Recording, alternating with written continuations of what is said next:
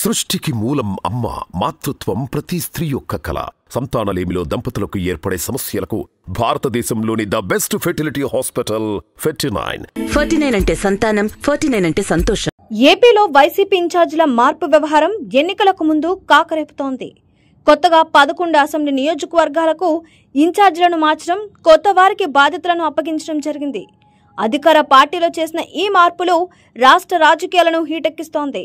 ఇంకో 4 నెలల్లో అసెంబ్లీ ఎన్నికలను ఎదుర్కొనున్న ప్రస్తుత పరిస్థితులలో చోటు చేసుకున్న ఈ మార్పు మున్ముందు మరిన్ని సంచలనాలను తెరతీయడం ఖాయంగా కనిపిస్తోంది.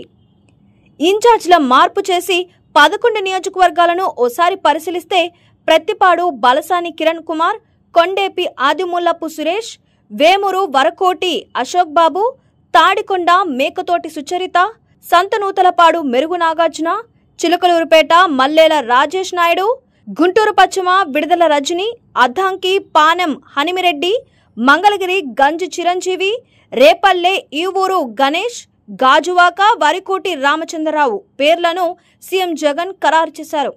అయితే ఈ లిస్టులో ఇంకా చాలా మంది నేతలు ఉన్నారని తెలుస్తోంది. మొత్తం 62 నియోజకవర్గాలలో మార్పులు చేర్పులు చేయడానికి జగన్ సన్నద్ధమవుతున్నారట. ఈ లిస్టులో మంత్రులు, మాజీ మంత్రులు, సీనియర్ నాయకులు కూడా ఉన్నట్టు సమాచారం అందుతుంది. సర్వేలో వెనకబడిన నేతలెవరికి కూడా టికెట్ ఇచ్చే ప్రసక్తే లేదని నాయకులకు జగన్ తేల్చి చెప్పారట. ఇదే విషయాన్ని పలువురు ఎమ్మెల్యేలకు ముక్కుసూటిగానే తెలియజేయడం కూడా జరిగిపోయిందని తెలుస్తోంది. దీంతో చేసేదేమీ లేక కొందరు నేతలు సైలెంట్ అవుతున్నారు.